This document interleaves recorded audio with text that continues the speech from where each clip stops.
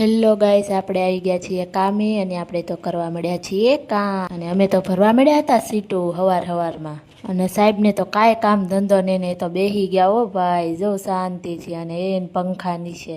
પછી તો આપણે પગી ગયા હેર કટિંગ કરાવવા. આજે મારે કરવાના હતા હેર કટ. પછી તો આપણા વાળે હુકવવા મળ્યા આ દીદી. હો, તમારે પણ કટિંગ કરાવવા હોય તો આવી જાજો. હો, અને તો પછી મસ્ત મજાનું કરી નાખ્યું હતું બ્લુ ડ્રાય. હો, લાગે છે ને મસ્ત.